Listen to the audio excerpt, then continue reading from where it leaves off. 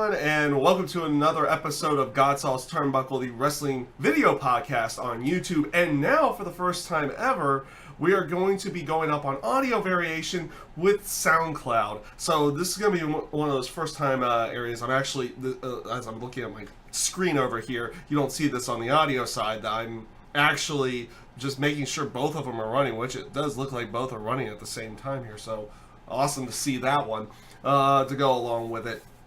So yes, obviously this is a wrestling video podcast, usually focusing around reviewing a show or something in that sense. We might add more if I get a chance to or time to do so down the line. I also do wrestling, mostly WWE, but like pay-per-view predictions, everything in that sense. We also do Impact Wrestling, and like I said, for people on YouTube, you kind of know what's going on. SoundCloud, you don't know what's going on. I've done a bunch of these episodes beforehand, and yeah. So welcome anybody who's listening on the SoundCloud side. I hope you guys enjoy everything. We'll get into everything here because this episode of GodSaw's Turnbuckle is going to focus around Monday Night Raw on July 31st, 2017, and obviously this one was from Pittsburgh, Pennsylvania, and it is it was one of those shows where I could say I actually did enjoy a good majority of the show, but it was also a little bit off in the sense of in certain things as well. It felt like they went through everything they wanted you to focus around in those first 2 hours, and then that third hour was kind of like, huh? With the exception of a couple good things in there. And we'll go ahead and get started on what was right at the beginning of the show here, which was Kurt Angle coming out, and this is a very simple segment. At least that's what it looked like at the beginning. Angle just coming out, just gonna hype the show, everything in that sense.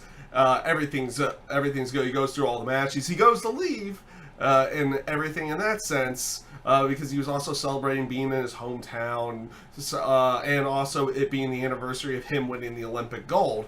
And as he goes to leave, Brock Lesnar and Paul Heyman come out, unadvertised one as well. So that was kind of interesting that they went ahead with that one. Heyman, of course, cuts the promo. And he does Heyman things with this one. He's just being Heyman in this one in the terms of cutting promos for Brock Lesnar, doing a great job, saying that Angle, he knows what Angle's trying to do. He has a board of directors to please and everything. They want to get the the title off Lesnar, everything in that sense. Great promo from Heyman, ending with the aspect of them saying, and this may be foreshadowing, I don't know what they're going to be doing here, that if Brock loses at SummerSlam, that they are going to leave for WWE forever and everything in that sense of it. And basically they drop the, he basically ends the promo there, did his typical spiel where he puts up and puts over everybody, such as Roman Reigns. He calls him let's see, what did he end up calling him here? He ended up calling him the Undertaker retiring Roman Reigns, the unstoppable Braun Strowman. And I like how he's still going this whole aspect of, making Samoa Joe not feel lesser, but he calls him a cheap shot artist, everything in that sense. But it's like the one person he actually puts down. He doesn't like super hype them up to build them towards Brock Lesnar, everything in that sense. So this leads us into the first match of the night, which was the Hardys. And for people who are watching this video wise, they're seeing me potentially scroll down. My notes kind of went out. And by notes, I mean my power briefly went out during Raw last night. And as I take a quick drink, I do all my notes on my computer, everything in that sense. And the power went out briefly, and I lost most of my notes like an hour and a half into the show. So I'm doing this off of a different thing. So we'll go into the first match here, which was the Hardys going up against the Club. Decent match here. Decent match from both sides. Hardys ended up going over in the end with the typical twist of fate and swanton bomb combination in this one. The aspect of this was that the Revival was on commentary, and afterwards, as the Hardys were celebrating, they have a stare down with both Dash and Dawson of the Revival, and this leads to a big brawl between all three teams because the club comes up there to try to get some revenge back on everything. So all three teams kind of start brawling and everything just as they're trying to get everything going here, and it ends out with the Hardys going over in the end, where they kind of take out both teams, finishing off both teams in the end with some good spots there. You had a poetry in motion off the stage. Now, don't get me wrong, the stage is a lot shorter now, so it's not as high up or anything in that sense. So it's not like they're jumping off of the Attitude Era stage or anything in that to go along with it. But you had a pretty good brawl with them, and it seems like they're going to lead this into a triple threat or something here in the future, whether it be at SummerSlam, if they make it like a #1 contendership match, because I'll get into who's probably going after the tag team titles here in a few moments, but maybe this is for #1 contendership or something in that sense, or if it maybe just Revival versus the Hardys at SummerSlam. We'll see where they go with everything on this one. So, up next, we had a Renee Young interview with Dean Ambrose backstage. They don't really get too far into this one. They basically start talking about the whole the Shield like the potential for a Shield reunion and everything in that sense. And Rollins comes in, and Ambrose kind of he's playing this off as like, yeah, there's a piece of me that kind of wants this, but I still don't trust you. He got burned once by him. And he just walks off. So he says, like, I don't want to team up with you. I don't want to do this. I don't want to do that. And this kind of goes throughout the whole night with what they're going with. That when they come back for the commercial break, you have Seth Rollins kind of, walking around. He's a little bit down because he's trying to work things out with Dean Ambrose, and it's just not working. He runs into Cesaro and Sheamus, which they start taunting him, everything in that sense. And they even make a mention, it's like, oh, instead of having an episode of Ride Along, you can have an episode of Ride Alone, which is weird because Seth Rollins has appeared at least in one episode of Ride Along, and it was actually with Cesaro as well to go along with it. So that was an interesting one. But Rollins ends out he gets angry and everything in that sense, and he ends out challenging one of them to a match, which Sheamus ends out actually accepting.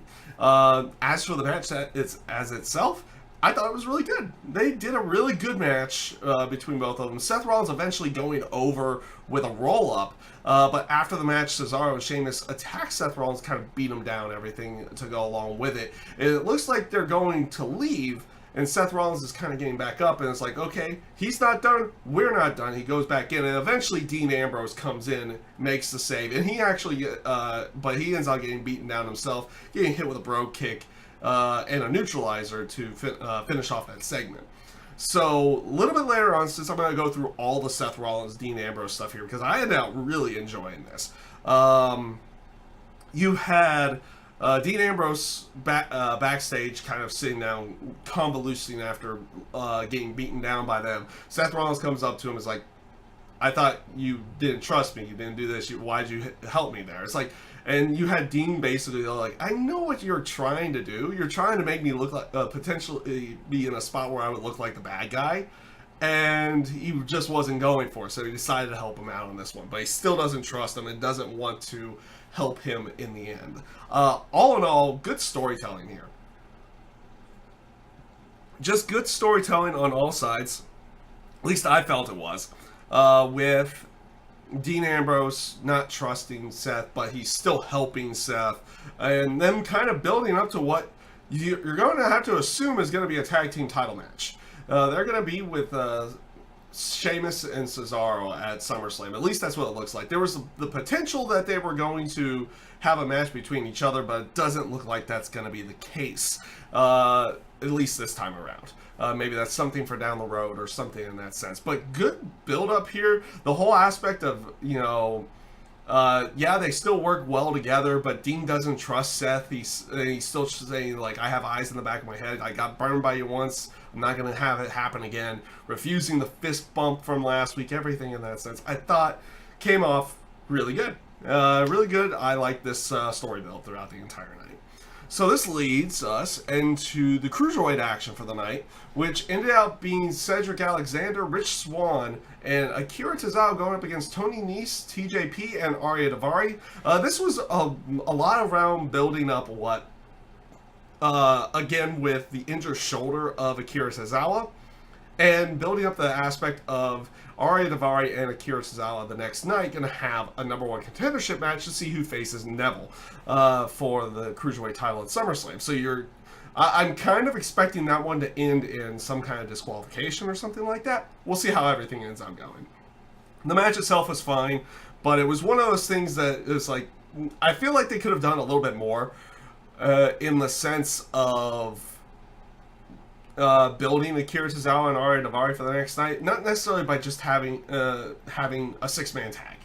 They kind of took it a little bit less in there. I do like the stuff that they're doing with Titus O'Neil and Akira Tozawa, where Titus O'Neil's like, okay, you're injured, you need to get out of here, you don't necessarily, you shouldn't be doing this or anything in that sense. You have Akira Tozawa kind of fighting him off and saying, I'm okay, everything in that sense. And eventually, Akira Tozawa picks up the victory by hitting the senton on TJP to win the 6-man tag. But I still feel like they could have done a little bit better with the whole Cruiserweight side. It just felt like they threw everybody together in that sense of everything. So, this brings us to the Miz TV segments of the night, which was featuring Jason Jordan. So you did have Miz, Maurice, Bo Dallas, and Curtis Axel out there. And they bring out Jason Jordan. He has new theme music.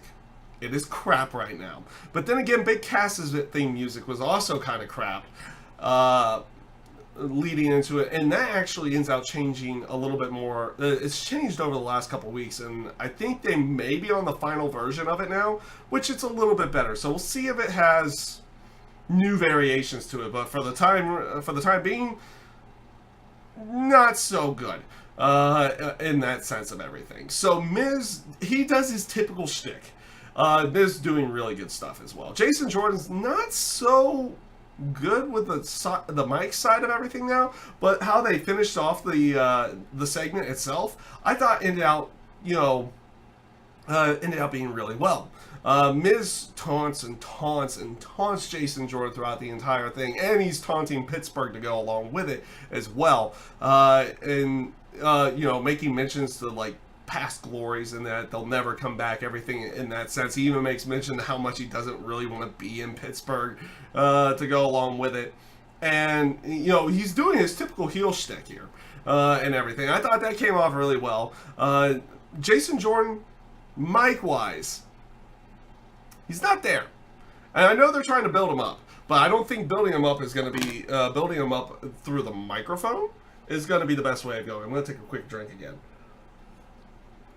But the way they ended off the segment, where eventually it's like they insult him to the point of saying, it's like, hey, you keep mentioning like Kurt and everything in that sense, I'm going to do something about it. Which he ends up doing. So, but Miz tries to attack Jason Jordan. He catches him for a belly-to-belly suplex, but he belly-to-belly suplexes him into Curtis Axel and Bo Dallas, which I thought was a really good-looking spot to finish it off. So there was at least something decent out of there. I'm not a big fan of, and it may just be because he's not that comfortable on the mic. In the terms of the American Alpha stuff, it was definitely Chad Gable that was a lot better on the microphone than it was Jason Jordan. Jason Jordan kind of played off more of being the intense guy. He's always been that guy who's been more intense in the ring, everything in that sense. But it looks like we're going to be leading into something with Miz and Jason Jordan going into SummerSlam. At least that's how it looks like at this point in time. So we'll see how everything ends up going there in that side of everything. So before we go too much further in here and talking about what I would probably assume should have been the main event of the night, but ended up being the main event of the second hour, which was that triple threat match. So let's go into the Bray Wyatt stuff next. The Bray Wyatt's promo. Bray Wyatt promo in general. I don't know. It was one of those things, it just didn't come off.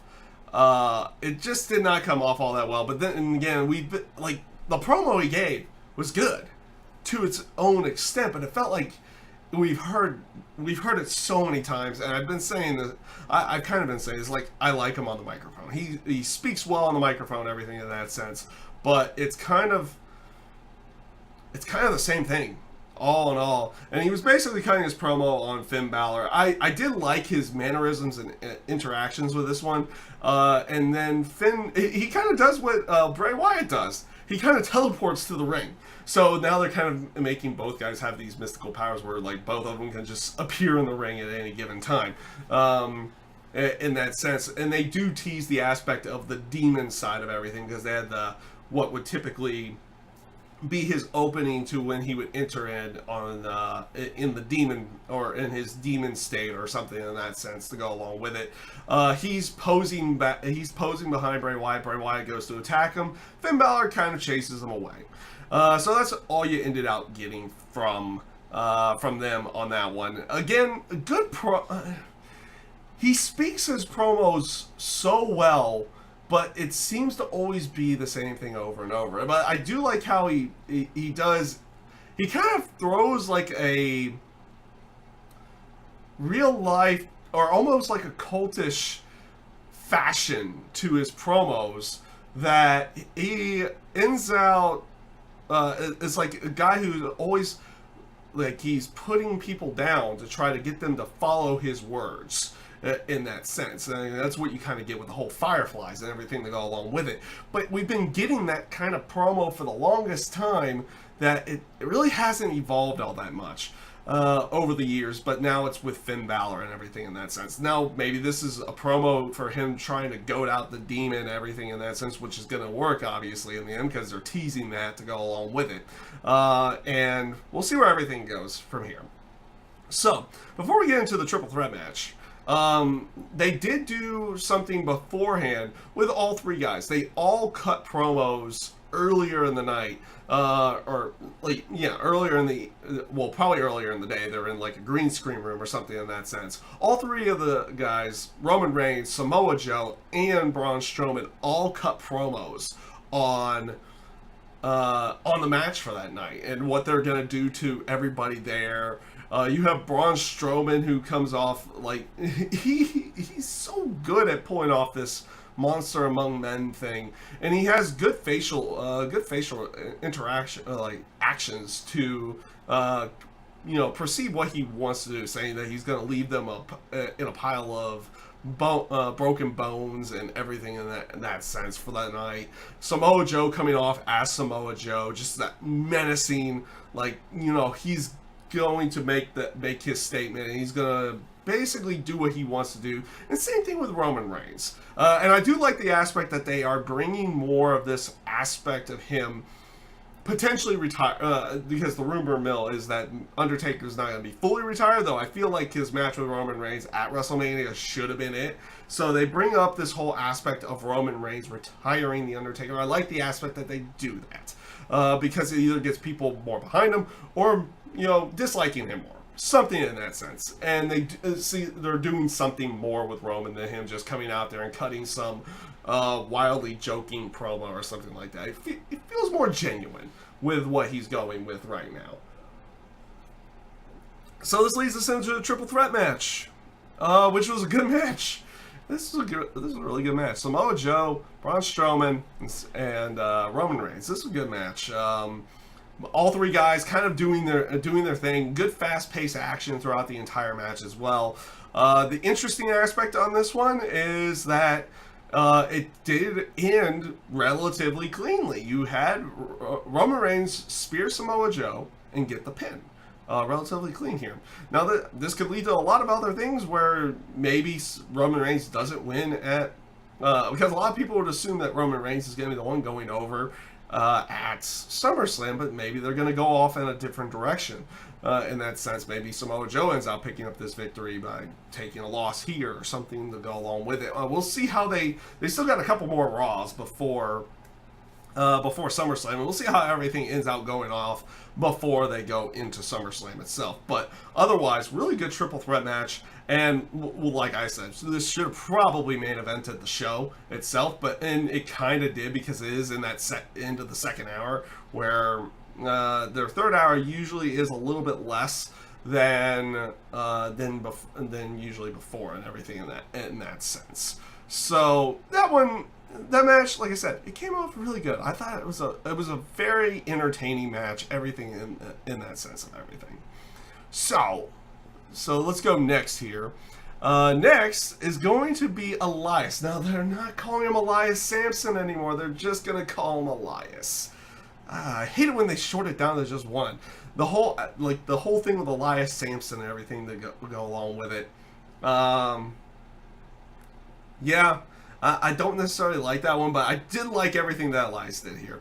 He starts singing a song about Pittsburgh, and he makes mention of being from there, but how much he ends out hating the city and everything to go along with it. And he's not even doing it in the most creative ways of doing all those things, but he's just so good at it.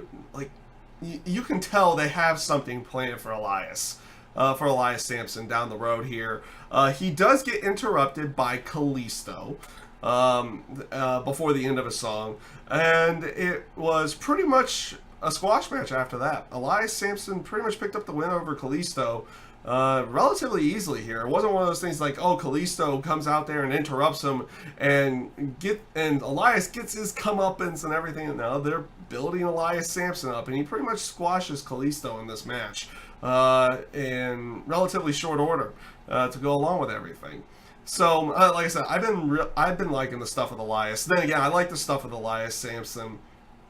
Though it's kind of sad that they've gotten rid of calling him the Drifter, and now they're getting rid of calling him Elias Sampson. It's just going to be Elias for the time being. But I guess it is what it is on that side of everything, and we'll see how everything plays off down the road here. And what are they going to do with him going into SummerSlam? Because he's not really going to feud with Finn Balor, because that's going to be Bray Wyatt. What are they going to do with Elias Sampson? I have no idea at this point in time with everything. We'll see where they go along with it, because they don't really indicate a feud for him down the road. Oh yeah, and his neckbreaker does get a name now, which Corey Graves named it Drift Away, which that's also another thing there. This is one of those few times that we saw Corey Graves kind of go full on with what he was doing in NXT with Elias Sampson, in the terms of his dislike towards Elias Sampson, of how he is as a singer and using the guitar and everything in that sense. I also love the fact that Michael Cole and Booker T put him over as like the greatest thing ever. To go along with it. It's like they're having a little bit of fun to go along with this whole aspect that, yeah, he is the heel, but Corey Graves dislikes him so much that those guys end out liking him to go along with it. It's some good stuff in the terms of the commentary, and also in the terms of that commentary, helping build the character. That's actually one good aspect of character building in the terms of the commentary side. That's one thing they're supposed to do with some of these everythings, or everything in that sense. And I feel like they do a really good job with Elias Sampson on this one.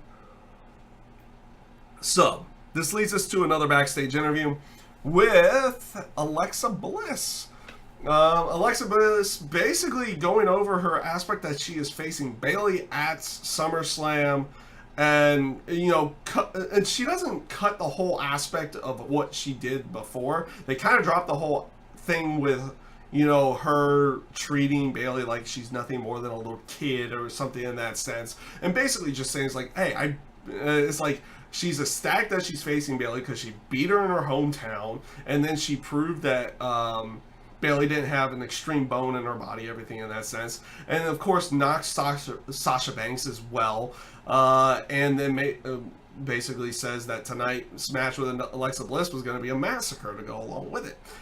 So yeah, that one came off. That promo came off pretty good. Alexa Bliss has always been good in the terms of her promo abilities and everything in that sense. Her promo and character work, I think, has always been really good. It's been the in-ring that's been the question for the most part, and I'm even, being a little bit more sold on that on a weekly basis now. She's been better in the ring, and we'll see how this one plays off. I still find it a little bit weird, and I feel like it's a little bit soon for Bayley to be having, quote-unquote, her redemption story in the terms of against Alexa Bliss. I feel like that should have come down further down the line here, because they feel like they still had more with Alexa Bliss and Sasha Banks at this point. And you figured they would have continued on with that, but they decided not to. And it looks like, and obviously it is going to be Alexa Bliss and Bayley going into SummerSlam at this point. So I feel like they went a little soon with her. With Bayley's potential redemption story, if that's going to be the case for this one, in this match or something in that sense. That was also, like I said, because I feel like they still had a little bit more, and by that, they could have done a lot more with the whole Sasha Banks and Alexa Bliss storyline that they essentially didn't finish to go along with everything. But we'll see how everything plays off down the line here. Now, for the match with Bayley and Nia Jax, I thought it was actually a pretty good match. And if there's one thing for people, like, I'm never gonna lie about this one. I was a Bayley fan back in NXT. I know how she was down there, how she built up, everything in that sense. And the stuff that she did here with Nia Jax was really good. And if there's another thing that Bayley really showed off in this match, is her ability to sell and make you believe that she's actually hurt. She was playing up a shoulder injury throughout the match, and would even, like, at certain points in the match where she was like, would try to use her right arm, but it ends up hurting her shoulder too much, so she starts trying to strike Nia with her left arm, even in that sense. She does a really good job of making you believe, because I feel like this was not an actual injury, that she makes you feel like, like she can make you feel like she's actually injured in a match, in some way, shape, or form. She played that off really well here. I like the stuff that they did with her and Nia. It came off a little bit weird towards the end, and also you had a great bit with Nia Jax with her trash talk in the middle of the ring, where she mocks Bayley after when the ref is checking on her for outside the ring. Nia Jax mocks her by doing the side ponytail herself, and mocks Bayley throughout for the rest of the match to go along with that. And it's like I said, it came off. I like the match. I like how they ended up playing it off. And again, like I said, they played it off where Nia Jax and Bayley are both outside the ring. Alexa Bliss comes in to try to attack Bayley. Bayley catches her, and Nia Jax kind of throws her away, checks on Alexa Bliss, and then goes after Bayley, runs into the steel steps. Bayley gets in the ring and gets the count out. And again, this is also a good way of Bayley selling her potential shoulder injury as well. When Alexa Bliss and Nia kind of get back in the ring, Bayley recognizes the match is done. She needs to get the crap out of there, so she does everything in her power to get out of there to prevent herself from getting injured, everything in that sense. I thought this was good. I thought this was some pretty good stuff on there, and I think I'm trying to come up with the proper words here for that one, but like I said, I'm really liking this segment. I thought the match with Bayley and Nia Jax was pretty good, though we have been seeing it a lot this year. That's probably the one real downside of them having the two women's divisions, is that we do see certain matches quite a bit. And we've seen Nia Jax and Bayley a good chunk of times here. It makes you just kind of hope that they bring up more women coming up to the main roster, especially with the whole Mae Young Classic going on and everything in that sense. So you kind of hope you get some more women coming up here to the main roster here in the very near future, so we can just get some fresh matchups in some way, shape, or form throughout the entire division and everything in that sense. Because, like I said, it just feels like it's the same matches over and over again to go along with everything. So, this leads us to what ended the show tonight, which was the whole Big Cass versus Big Show thing. So you had, you did have a promo earlier on with Show and Enzo, where Enzo's kind of trying to apologize for getting Show into this match, this mess and everything. He's like, Big Show kind of was like, yeah, it's fine, don't worry about it. I want to just teach Big Cass a lesson in respect, everything in that sense, to go along with it, and that he has Enzo's back. Before the match, you also had a Big Cass interview, which was him just kind of going through the match and, going through everything here. And, yeah, that he was going to basically leave Enzo and Big Show lying in the middle of the ring at the end of the night, which is what he did. The match was, he kind of did, in that sense. He was going, the match with Big Show and Big Cass. Now, the one that ended the Raw with Braun Strowman and Big Show, those were good matches, everything in that sense. I thought those were good. This was not so good here. It just didn't, it came off a little bit flat. In all senses of the word here. The end of the match looked like, Big Cass was dominating the match, and eventually Enzo comes in and causes the disqualification, and Cass ends out beating up Big Show and Enzo for a little bit. As he's focusing on Enzo, Big Show recovers and hits him with a knockout punch. All in all, the end of the show fell flat. I'm not gonna lie on that one. End of the show fell flat, and in all honesty with everything, this show, in a sense, was kind of a little bit of a mixed bag. A little bit of that third hour is like, it's like, okay, we're just getting through this, everything in that sense. I did like the stuff with Elias, Samson, everything in that sense of the third. I like the stuff with Bayley and Nia Jax as well. Now, the match with Kalisto and Elias Samson was kind of meh, but the stuff before that was good, in that sense. The stuff with Enzo, Cass, and Big Show, I felt came off rather flat, everything in that sense, and it just didn't come off all that good, with everything to go along with it. It was, like I said, it felt like the end of the show should have happened with that triple threat match. That's where the end of the show should have been. But there was another hour after that to go along with it. So it kind of is what it is there. The stuff with Bray Wyatt and everything, and Finn Balor, it's like your typical Bray Wyatt promo. Obviously, Finn Balor, widely popular. It looks like they're going to bring the demon gimmick back, the demon paint up back and everything in that sense for SummerSlam. So that'll be good to see, to go along with everything. I like the stuff in the first hour. I like the triple threat match with Roman Reigns, Braun Strowman, and Samoa Joe. The stuff with the cruiserweights felt very forced in that sense, in the terms of the match itself. But the stuff that they did with Akira Tozawa and Daivari, I thought was pretty decent in that sense. So you had something that was good there, but something that wasn't. But the rest of everything kind of felt a little bit forced and everything in that sense. The stuff with Seth Rollins and Dean Ambrose, I think, is great right now. So it'll be interesting to see how that one comes off. And yeah, overall, I felt this was a pretty good show. Obviously, there were some down points, but then again, when you have a 3-hour show like this, what can you do? What can you really do in that sense to make it good throughout the entire thing when you have a 3-hour show? I'm probably on the same boat as a lot of other fans. I wish it was a 2-hour show, but, contractually, we know that that's not going to happen, at least until 2019, in any way, shape, or form, because of the contract that they have with the USA Network. Everything in that sense. But we'll see if that one ever goes off on that sense. But overall, like I said, I saw a bunch of people's like, oh, this show was crap. It's like, I thought it was a pretty good show. Like, in my own personal opinion, I thought it was a pretty good show. There were some definite down points there. And that third hour seemed like it kind of dragged in certain spots as well, especially with the main event of the night, to go along with everything. So, yeah, that's pretty much everything I have for Monday Night Raw this week. I hope you guys enjoyed everything. I hope people on SoundCloud, for the first time listeners over there, enjoyed it as well. We will be back with SmackDown Live review.